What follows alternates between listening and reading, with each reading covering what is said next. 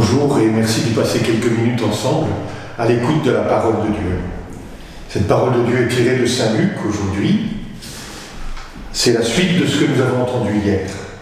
En ce temps-là, Jésus disait à ses disciples, « Moi, je vous le dis, faites-vous des amis avec l'argent malhonnête, afin que le jour où il ne sera plus là, ces amis vous accueillent dans les demeures éternelles.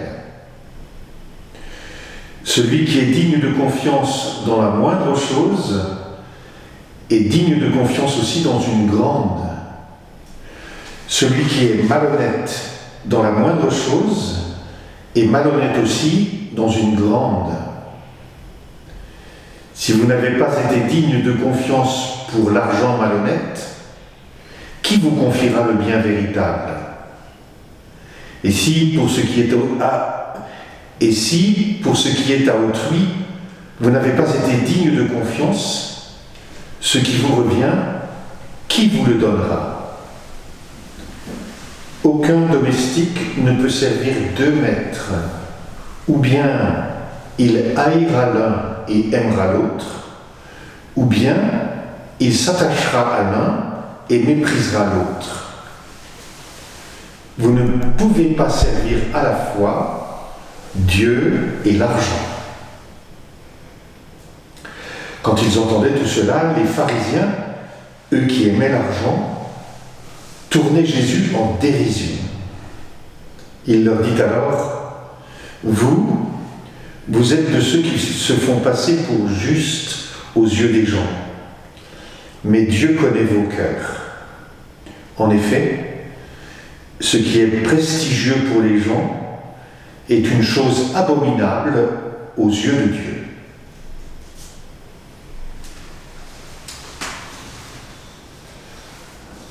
Voilà, ce texte fait juste suite à ce que nous avons entendu hier dans l'Évangile, et il n'est pas facile pour autant, comme hier. Je crois que pour entrer dans sa compréhension, il faut arriver tout de suite au verset 13, c'est-à-dire à la fin de la première partie de cette déclaration de Jésus. Vous ne pouvez pas servir à la fois Dieu et l'argent. Voilà. C'est ça le cœur de ce que Jésus veut enseigner. Et pour les Ignatiens, cette phrase renvoie vraiment au texte du fondement dans les exercices. L'homme est créé pour louer, respecter et servir Dieu notre Seigneur, et par là sauver son âme. Et les autres choses sur la face de la terre sont créées pour l'homme et pour l'aider dans la poursuite de la fin pour laquelle il est créé. Voilà le fondement, la fin, c'est que je suis créé pour servir Dieu. Et je suis créé pour le louer, pour l'adorer, le respecter. Et je sais que si je le fais, je suis vraiment quelqu'un que Dieu aime et avec qui Dieu fait alliance vraiment. Et les autres choses sur la face de la terre sont là pour m'aider à servir, louer et respecter Dieu.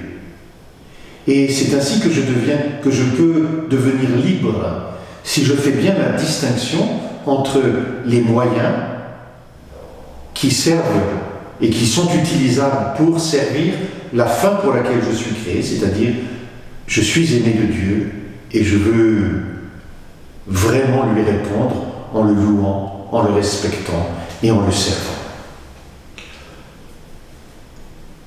Si je suis créé pour servir Dieu, alors l'argent ne peut être qu'un moyen.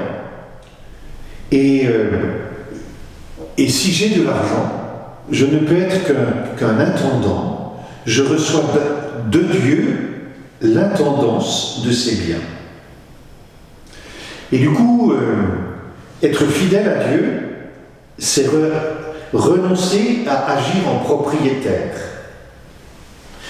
C'est c'est reconnaître à qui sont nos biens, c'est-à-dire à Dieu, et les gérer en fonction de Dieu, en fonction de la fin pour laquelle je suis créé. Et du coup, l'argent n'est pas en soi bien ou mal. L'argent est un moyen. Et je peux utiliser cet argent à la fois pour le faire fructifier et lui faire rendre faire produire beaucoup de fruits, mais aussi je peux l'utiliser pour construire des amitiés, parce que je peux faire servir l'argent comme un moyen pour servir la fraternité entre les hommes. Et en cette période où on va avoir la préparation à Noël, on sait bien qu'on a besoin d'argent aussi, parce qu'on a envie d'offrir des cadeaux, on a envie de venir en aide à des gens qui sont de plus en plus pauvres, et l'argent on compte vraiment sur notre argent pour faire du bien et pour créer des amitiés aussi. Alors les gens riches ont toujours beaucoup d'amis, plus ou moins fiables, mais en tout cas, je crois que l'amitié qui peut se construire avec de l'argent et avec des biens, elle ne peut se construire que s'il y a une vraie confiance entre nous. Et l'amitié se partage parce que ça ouvre un avenir, ça ouvre ce que le texte nous dit, une demeure éternelle. Et il s'agit pour nous de faire confiance et de nous permettre de faire que si nous avons de l'argent, eh bien, nous pouvons utiliser son argent pour grandir en fraternité. Et si la confiance, c'est vraiment ce qui compte entre les amis, être digne de confiance dans des petites choses, c'est très important pour pouvoir ensuite progresser, faire confiance pour des plus grandes choses. Et ce qui peut être intéressant, c'est que, de fait, quand vous allez à la banque et que vous demandez à ce qu'on vous prête de l'argent, le banquier va réfléchir pour savoir si vous êtes digne de confiance. Il va réfléchir si votre santé, il va vérifier si votre santé est bonne, si votre métier rapporte bien, qu'est-ce que vous avez. Et c'est une affaire de confiance. Il y a des gens à qui on peut prêter de l'argent parce qu'on a confiance en eux. Et pouvoir monter des projets aussi. Voilà, je crois que dans ce sens-là, quand Jésus nous dit « Faites-vous des amis avec l'argent malhonnête, afin que le jour où il ne sera plus là, ces amis vous accueillent dans les demeures éternelles », eh bien je crois que Jésus nous invite vraiment à utiliser l'argent que nous pouvons avoir et pour construire des amitiés, non pas pour être malhonnête, mais pour pouvoir avoir de vrais amis sur qui on peut compter au jour de disette ou au jour de confiance. Je crois qu'un des pièges de l'argent, et Jésus le montre bien aussi dans ce qu'il dit, parce qu'on ne peut pas servir deux maîtres, Dieu et l'argent, parce que l'argent a toujours cette tentation de se transformer en divinité. Et l'argent peut nous tendre le piège de se considérer comme je suis propriétaire, maître de tous mes biens. L'argent, alors dans ce cas-là, devient mon maître et je vais l'utiliser à la place de Dieu. Il va devenir ma divinité, mon idole, et je renonce à être un fils au milieu de mes frères. Je m'érige en maître de tout. Et c'est une des tentations que Satan présente à Jésus au désert. Dans Saint Matthieu, « Tous les royaumes de la terre, je te les donnerai, si tu te prosternes et m'adores. » Et Jésus répond, « Retire-toi, Satan, le Seigneur ton Dieu tu adoreras, et c'est à lui seul que tu rendras un culte. Voilà l'explicitation de ce que j'ai dit, de ce que Luc nous dit. Vous ne pouvez servir à la fois Dieu et l'argent. C'est ou l'un ou l'autre. Ce qui nous est proposé ce soir, c'est de ne pas tourner, d'être très attentif aux propos de Jésus et de tout homme sur les questions d'argent, parce qu'on peut toujours tourner les questions d'argent en dérision. Et Jésus est tourné en dérision pour les propos qu'il dit sur l'argent.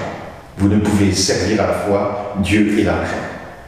Et voilà, je crois que nous sommes invités ce soir avec ce texte à regarder notre rapport à l'argent. C'est pas toujours simple parce qu'il va toucher nos histoires très, très concrètes, très personnelles. Et puis ensuite, je crois que nous pouvons demander d'avoir un rapport plus libre à l'argent. C'est-à-dire à faire de l'argent toujours un moyen et non pas une fin, un moyen pour servir Dieu et devenir frère. Je vous propose de terminer par une hymne de Didier Rimaud, pour que l'homme soit un fils à son image.